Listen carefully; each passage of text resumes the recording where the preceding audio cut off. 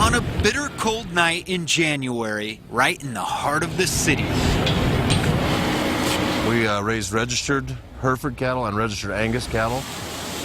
The Old West is alive and well. We love the yard show because, well, a lot of it's a history. I mean, let's face it, this is the world's premier show. For Vince Bickle of Gordon, Nebraska, it runs deep, real deep.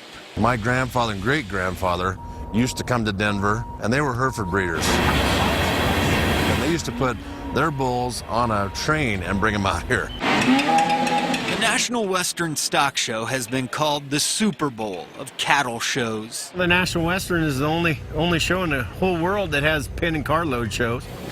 It makes it the largest livestock show in the whole world. And the 110th annual is certainly living up to that billing. Number one thing is caring for these animals. And they've got every vitamin, mineral, and water. Denver voters have ensured this scene will continue for generations to come.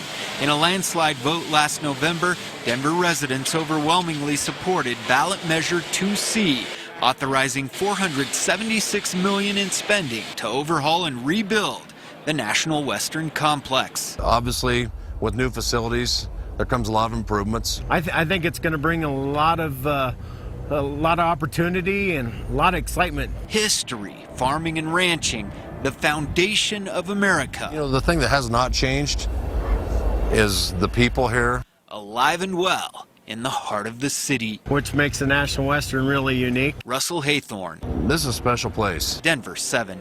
And new at 10, it sounds strange. A psychedelic drug medical experts are calling a breakthrough cure. Well, new research suggests ecstasy, or MDMA, is highly effective in treating PTSD in military veterans and other adults. Denver 7's Russell Haythorne takes us inside the world of the party drug turned miracle cure. It has the party reputation as the euphoric club drug. Popped by scantily clad crowds at raves, concerts, and electronic dance festivals. Its street names are Ecstasy and Molly, and the DEA keeps it closely in its crosshairs in the war on drugs. Keep going! But on a much different war front, people shot up, blown up, whatever, kids get caught in the crossfire as well. Soldiers and others like Army medic James Casey, who shipped off to Afghanistan when he was just 18, are often returning with severe PTSD and other mental health illnesses. I just had this really dark side of me. Casey says he often had trouble controlling his anger, taking it out on his wife, his family, and a few really troubling behavioral incidents with a new puppy. I would end up choking her until her eyes would roll in the back of her skull. I didn't even realize I had a problem. Although never violent with people, Casey feared it would come to that, so he sought out treatment for PTSD. I did nearly every single other treatment for PTSD that the Department of Defense sponsored, and nothing helped. Then Casey found MDMA-assisted psychotherapy. MDMA is the clinical name for the street drug, ecstasy. I really had nothing to lose. The U.S. government banned MDMA in the 80s. MDMA, like MDA, would cause permanent or long-term brain damage in users. But recently, a small band of medical researchers, including some in Boulder, have wrangled permission from the U.S. government to try the drug as treatment again, this time administering it to patients suffering from PTSD. So people are able to look at traumatic memories, the fear is reduced, and then they're able to separate out that it was happening then and not now. Patients like Casey undergo 3 separate treatments. While lying down on a couch blindfolded, they take the drug and then therapists walk them through their worst fears. We're saying that MDMA itself is not the medicine, it's MDMA-assisted psychotherapy. The MDMA was like armor that I put all over my body so I could dive into the darkness of my PTSD and then come back unscathed. The sessions are grueling, 8 to 10 hours until the drug completely wears off. Me trying to get better by myself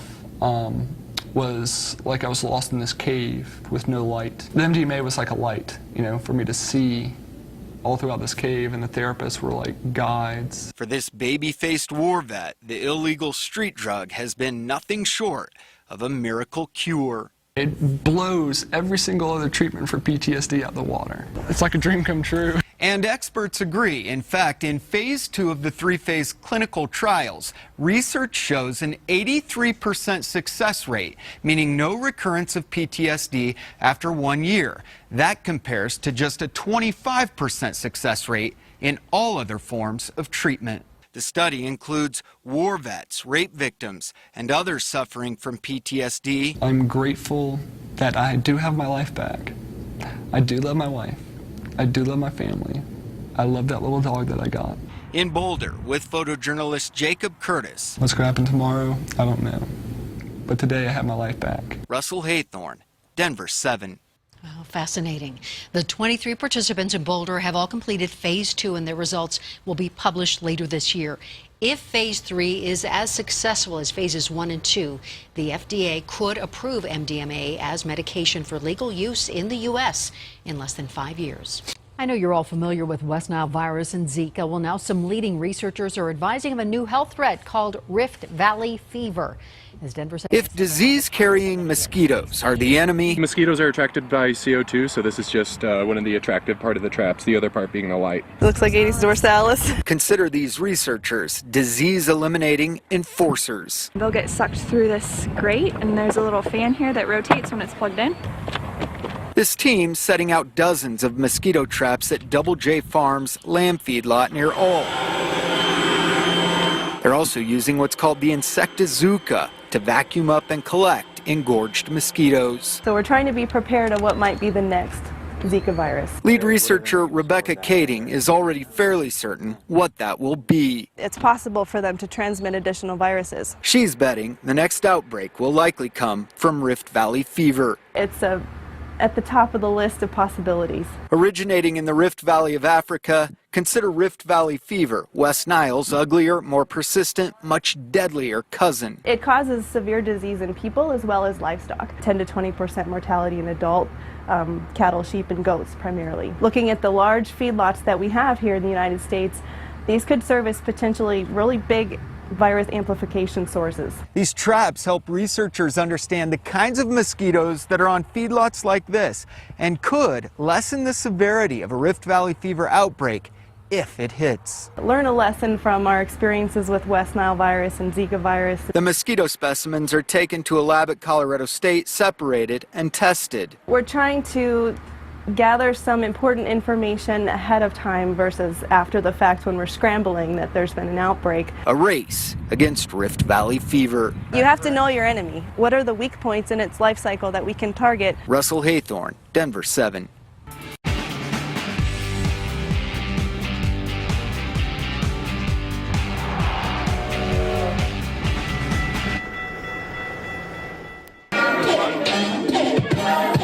This art exhibit is as much about the process as the art. People in Colorado are looking for underground inspired events that aren't targeted towards mainstream society. It's called Art Boogie, part of Denver's growing underground art scene. The community is everything: art, music, performance. Live painting, DJs and fire spinners filling the air. I feel like there's definitely a nice creative flow here with all the vendors, like showing the jewelry that they've crafted, to people showing like their elixirs or kombucha that they've made, all the way to people crafting their music and their art. It's a movement attracting artists from beyond the borders of Colorado to Denver's Santa Fe Arts District. The art community here has just been incredibly welcoming. I've made so many great new connections. And it's just really fun to get out around other artists, other creative people. It's a great opportunity to show people the process. A process every artist plays a part in, regardless of medium. And all the other artists are just incredible. I'm inspired by them, so they kind of make me want to be better at this just by coming out and being surrounded by other people doing great things. With photojournalist Jacob Curtis. They come here to embark in creativity. Shannon Ogden, Denver 7. And he will always be with us.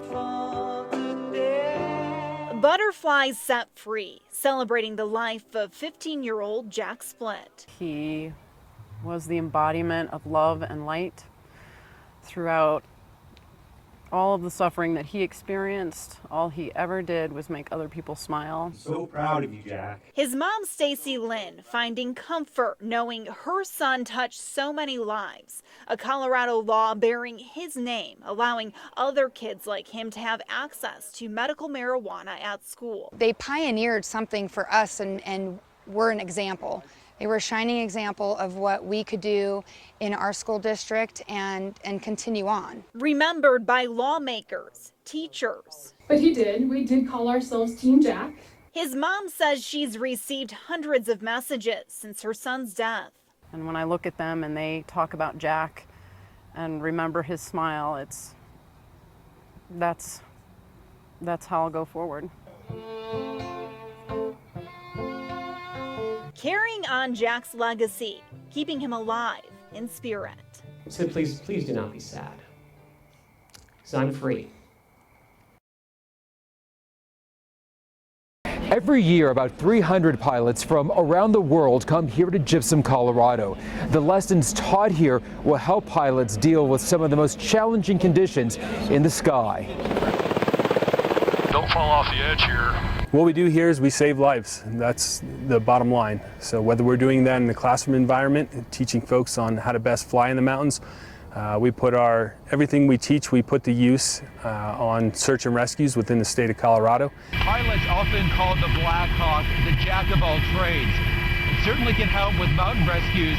It even is called in to help during wildfires. We get the call from the Colorado Army National Guard headquarters, and we're out executing those missions, saving folks that are lost hikers, lost hunters.